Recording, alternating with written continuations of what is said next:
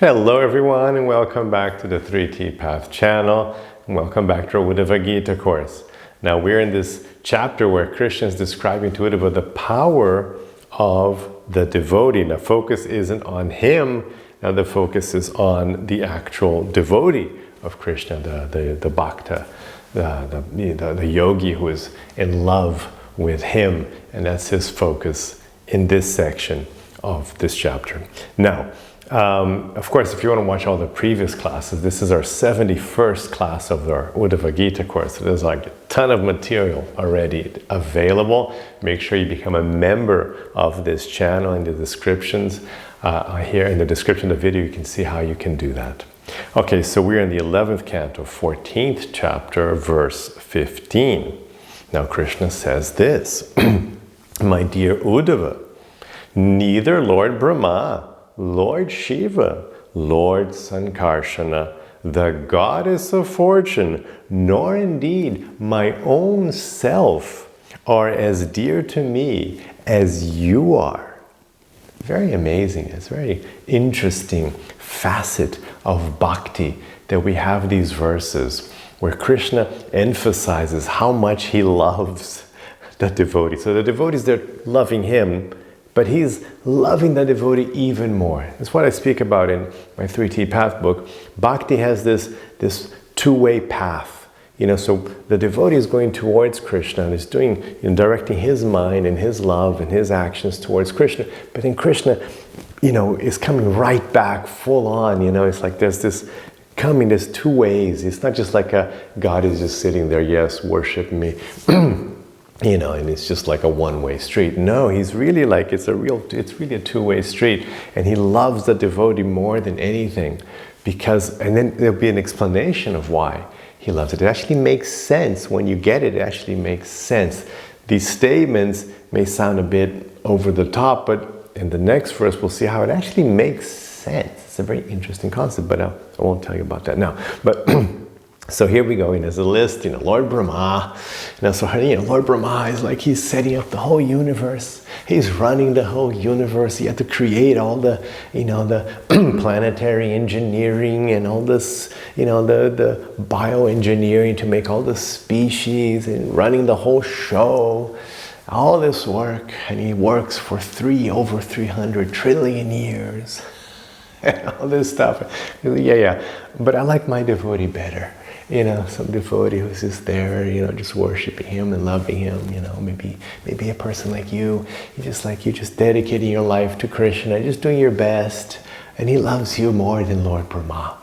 Lord Shiva, of course, Lord Shiva is considered the greatest devotee of Krishna in the universe. So in that sense, he may love Lord Shiva, but but the point is, all the power, the goddess of fortune, Lord Sankarshana, his first expansion. So all power and ability, these things are not taken into consideration. It's very interesting. Over and over again, you'll see this message in the bhakti path, especially in the Krishna bhakti path. Position, power, intellect, all these things are not prioritized. What's important is love. What's important is real love, like the devotion, that selfless love, prema. That's what's important. Everything else is secondary. So even if you're so powerful, Lord Brahma, Shiva, it doesn't matter. Because what he cares for is a selfless, intense, pure dedication. It's very nice. Purport. The Lord has described in the previous verses the unalloyed love of his pure devotees for him. And now the Lord describes his love for his devotees. Atma Yoni means Lord Brahma, who is born directly from the Lord's body. Lord Shiva always gives great pleasure to Lord Krishna by his constant meditation upon him. And Sankarshana, or Balaram, is the Lord's brother in Krishna Lila. The goddess of fortune is the Lord's wife, and the word Atma here indicates the Lord's own self as the deity. None of these personalities, even the Lord's own self, are as dear to him as his pure devotee Uddhava. And a Kinchana devotee of the Lord, Srila Madhvacharya cites from Vedic literatures the examples that a gentleman sometimes neglects his own interests and that of his children to give charity to a poor beggar. Similarly, the Lord gives preference to a helpless devotee who depends completely on his mercy. The only way to obtain the Lord's mercy is through his causeless love. And the Lord is most lovingly inclined toward those devotees who are most dependent on him.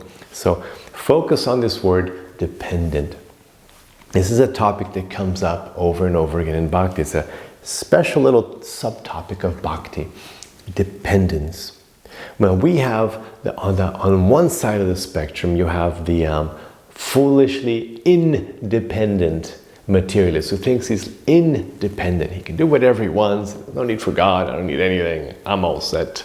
I am, whole in myself. So there's a foolish, all the way like, oh, I'm independent, which is very silly. It's foolish because obviously you're completely dependent. I mean, just, open your eyes and you'll see that everything here is being controlled. You're under the mercy of all these different forces of nature, biology, in a snap of the fingers, your brain, your heart stops, your brain stops, a vein blows up. I mean, you collapse, world, the sun, everything.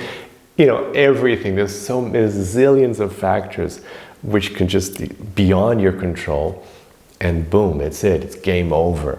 So obviously you're not independent at all. But anyway, so the person's very, profound illusion. He might think he's independent. So on one side, but then as you progress, as you become more enlightened, you understand, no, actually everything, this is all God's energy. Prakriti is all God's. So I'm inside this system called material world, this Prakriti, and this is all God's energy. Everything here, the gunas are God's energy. Devi Esha Gunamai, this is my divine energy, Krishna says in Bhagavad-gita. So this is all, you're absolutely within the realm of God's energy, completely dependent. I mean, everything here is God, is Krishna. Everything is controlled by Krishna. You're completely dependent.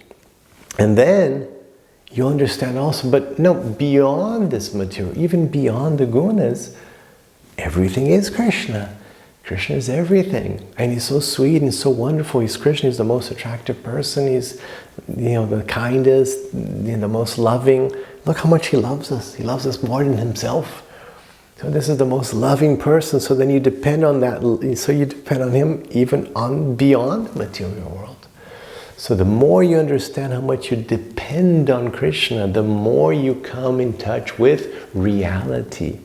It's a question of going from illusion to reality.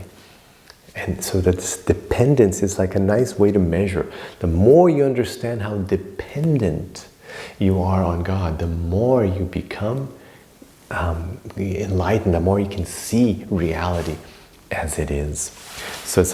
And you'll see, for example, a famous verse where the gopis are because they're the topmost. The gopis are considered the topmost example of perfection, of spiritual perfection. And you'll see that it's emphasized that they're perfections because they were entirely dependent on Krishna. So it's a very interesting concept.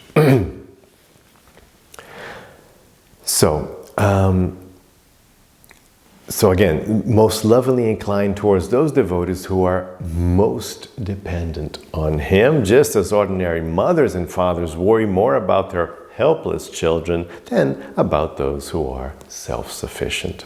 Thus, even if one lacks any material qualification, remember, material qualification, never an issue, never something to be considered when it comes to your dealings with God. Like, it doesn't matter. Any material qualification or lack thereof, it doesn't matter.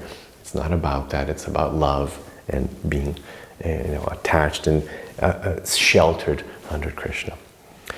One should simply depend upon the Supreme Personality of Godhead without any other interest, and surely one will achieve the highest perfection of life. Okay, now, verse 16. With the dust of my devotees' lotus feet, I desire to purify the material worlds, which are situated within me. Thus I always follow the footsteps of my pure devotees, who are free from all personal desire, wrapped in thought of my pastimes, peaceful, without any feeling of enmity and of equal disposition everywhere. Now, so this is Krishna's secret weapon for purifying the worlds. Not himself directly, because when you think about it, I mean, God respects our free will. And in order to respect our free will, the whole purpose of the material world, you have to understand, is for us to be able to forget God. That's why the material world exists in the first place. The whole purpose of Maya is to give you the wiggle room so that you can go to the extreme point of pretending God does not exist. And you can be fully immersed in your own self, in a selfish, insanity. But that's the purpose of the material, to give you the choice, to give you that, to allow your free will to take you to that position where you're completely immersed in yourself. Because otherwise, we wouldn't be able to exercise our free will properly. If God was always in our face, then if you don't want God, what are you supposed to do? You've got nowhere to run. That wouldn't be nice. That would be like forced to be with God. So God creates the material to give this space, to give it's an illusion, it's an artificial, it's a virtual reality, but he has to give us this room to pretend he does not exist. This is the purpose of the material. That's why once you understand that God exists and you're actually thinking of him all the time, then there's no more reason for you to be in the material world, and then you get out. You become enlightened, you leave, you become liberated, you achieve kaivalya, because there's no, you've defeated the whole purpose of being in material nature. If you're thinking of Krishna all day long, every day, there is no point in being in the material world. It becomes useless. It's just, as Patanjali puts in the Yoga Sutras, in the last sutra, it becomes shunya artha, zero value. There's no, because this actually has zero value for you, just haven't realized that. But the more we're into the illusion of self, then we really need it. Then it has some value for us. The more it's got illusory value, but the more you want to do your own thing and be immersed in your own self and be self-centered, not God-centered, the more you want to be self-centered, then the more there's a need to be here in the material world. Now, so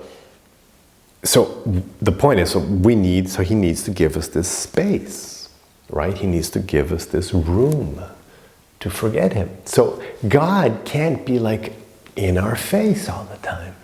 He can't, he comes down, the avatar comes down, Krishna came down 5,200 years ago. He comes down once in a while. Sure, he comes down, does his thing, This is it. This is we're reading some instructions he left with Uddhava 5,200 years ago. So he comes down, leaves wonderful instructions, so leaves a beacon, the light's there, so we can get out if we want to. The path is explained. Otherwise, we'd just be completely lost. We wouldn't have a clue about anything. We would never be able to return home because we wouldn't even know about home. So obviously, the avatar comes.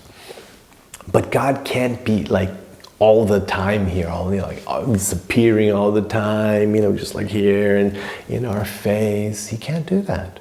He can't purify the worlds. He can't teach the conditioned souls. He can't help them personally all the time, right? You can't let God just showing up. Can you imagine? He's shows up here and he shows up there, and And every day he's just moving around, and he's here and he's there, and he's like proving he's God. And like, so then we wouldn't be able to pretend God doesn't exist.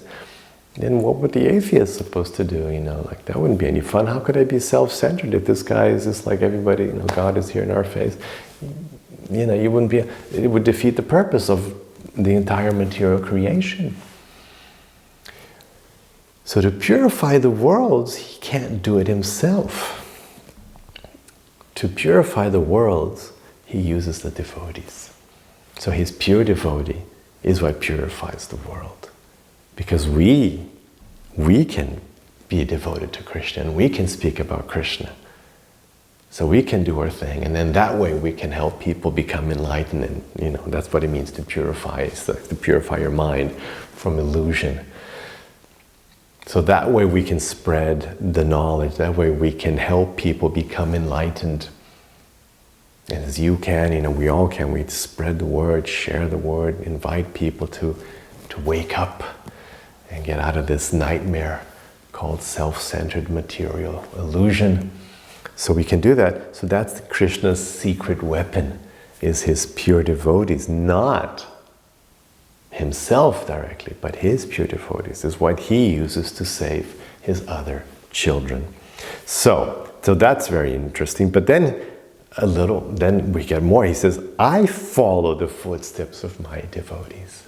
I follow the footsteps of my pure devotees. Like he's so into, again, he's the biggest fan. The more you become a lover of Krishna, no bigger fan will there be than Krishna himself. He loves it. And why does he love it? Well, here's the list. They are free from all personal desire. Well, that's like a wonderful quality. That is a very amazing quality, to be free from personal desire, which means selfless. The more, the perfect stage is selfless love. So the love, not about me, just about the object of my love. Selfless love. That's prema, selfless love. That is the ultimate objective we want to achieve, this selfless love towards Krishna.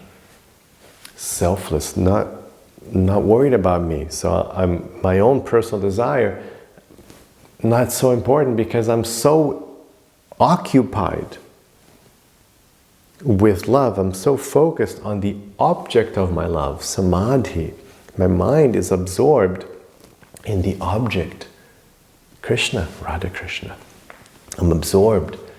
And I'm so absorbed in the object of my meditation, my love, my focus, that I forget myself. I mean, you experience this all the time, right? You're doing something, you're doing some work, you're watching a movie, you're playing a game, and then you forget yourself. And that's why people, watch so much stuff in TV, because that's the way they can, give a break from being self-centered and, like that, thinking about them. So their minds go off, and then they forget themselves. And you give yourself a break from, because it's not nice thinking about yourself. It's actually nice to think about others. It's more natural for the soul to be focused on love, on somebody else. That's actually how it works. So the more we become just absorbed in our own needs and desires, the more we just kind of go into this spiral of, need and frustration and anxiety and depression and confusion. The more we're focused on ourselves, it's like a downward spiral. It's not nice. So when we're out, then we're living, then we're feeling good, we're flowing with life, we're being our true selves. The more you can be selfless. And that's why prema, this word prema was used traditionally, for other things, like when you can selflessly love your pet. Well, that's the word prema was used for animals and for children, for other people. You have prema for your wife, for your children. So the more you can practice this selfless love, the better it is for you. Even if it's just with a plant or a pet, or your children, your wife. The more you can, of course, then we want to direct it towards Krishna, and that's perfection. But this being selfless, so free from all personal desire, wrapped in thought of my pastimes, my leelas. So that's, of course, over and over again we have this topic of, in bhakti, the main technique is to be thinking of Krishna and his activities, his leelas, his pastimes. It's translated as pastimes. It's like, I don't like this translation, pastimes, but that's what we have. But always the thoughts always in Krishna. The word here is actually just muni, just like always thinking of Krishna. Krishna, his words, his teachings, his activities, always thinking of Krishna. So you're not thinking about yourself, you're always thinking of Krishna. This is selfless love. Peaceful, shanti. That's nice, right? Without any feelings of enmity. Very interesting. It keeps coming up over and over again, this word, nirvana. Without nirvairam, it's not just being friendly to everyone, but not feeling enmity towards them, not recognizing anyone as your enemy. Really interesting. So you don't have like any, because when somebody is your enemy, you have evil intent, you have bad intentions towards that person, right? If that person is my enemy, I want that person destroyed, I want that person killed, I want that person to suffer, right? So that kind of negative energy towards somebody else, that, wishing bad things to happen to somebody else, that's not a very nice state of consciousness. That actually is poison, that kind of thing that poisons the person who's thinking that. And so with a devotee, there's no room, there's no scope for that. It's always just love, it's always peaceful. You want people to be happy and well and to progress. Even if it's a bad person, you especially want that person to be well, to finally get away from that horrible mentality that made them a bad person. Because when we say a person is bad, it's because their mentality is bad. Somebody commits crime, somebody commits violence, you want them to be cured, you want them to be in a higher state of consciousness, you want them to be well, so they don't commit violence, right? It actually makes sense. You don't want them to, maintain that posture. You want them to get away from that, to rise above that evil consciousness. So you wish them well, you wish them to get up from that lower horrible state of being where they caused harm and damage and violence. You want people to raise their consciousness, so you wish them well. So you wish everyone well, even the person who is committing bad things. You especially want them to get cured, to get better. So you wish them well, so you have no enemies. It's very interesting, this word comes up over and over again in Bhagavad-gita, like to describe the pure devotee who has no enemies. Very interesting. So you don't want to have nobody's your enemy, without any feeling of enmity, and finally of equal disposition everywhere. Samadarshana, famous Samadarshana. Krishna uses this term in Bhagavad Gita. So darshan, see, sama, equal. You see equally everywhere. This is a huge topic, equanimity. We've talked about it many times. And the purpose of equanimity is that the way it works is that because you're no longer worried about the superficial material existence, you're focused on dharma and bhakti. So then for whatever situation you're in, you have equal vision. Okay, what's my dharma? How can I offer this to Krishna? And you're equally disposed in any situation, because in any situation you're just trying to practice your dharma and serve Krishna. Okay, so that's why he follows this practice. It's a wonderful quality. These are wonderful qualities. So a person with these qualities is very wonderful anyway. Purport. Just as the devotees always follow the footsteps of Lord Krishna, similarly Lord Krishna, being a devotee of his devotees, follows the footsteps of his devotees. A pure servitor of the Lord is always meditating on the pastimes of the Lord and considering how to assist the Lord in his mission. All the material universes are situated in Sri Krishna's body, as demonstrated to Arjuna, Mother Yashoda, and others. Lord Krishna is the Supreme Personality of Godhead, and therefore there is no question of impurity in the Lord. Still, the Lord desires to purify the universe situated within Him by taking the dust of the lotus feet of His pure devotees. Without the dust of the lotus feet of the devotees, it is not possible to engage in pure devotional service, without which one cannot directly experience transcendental bliss. Lord Krishna thought, I have established a strict rule that one can enjoy my transcendental bliss only through devotional service obtained from the dust of the lotus feet of my devotees. Since I also desire to experience my own bliss, I will observe the standard procedure and accept the dust of my devotees' feet. Srila Madhvacharya points out that Lord Krishna follows the footsteps of his devotees in order to purify them. As the Lord walks along behind his pure devotees, the wind blows the dust of the Lord's feet in front of his devotees, who then become purified by contact with such transcendental dust. One should not foolishly look for material logic in these transcendental pastimes of the Lord. It is simply a question of love between the Lord and his devotees. Now look at this. Verse 17. Those who are without any desire for personal gratification, whose minds are always attached to me, who are peaceful, without false ego, and merciful to all living entities, and whose consciousness is never affected by opportunities for sense gratification, such persons enjoy in me a happiness that cannot be known or achieved by those lacking such detachment from the material world. So, this is why Krishna loves his devotees. Because the devotee is in a special situation that even God can't get. To be totally selfless, to be totally focused on him. Because Krishna is so everything, how can Krishna not be focused on himself? Everything is him, it's like all him.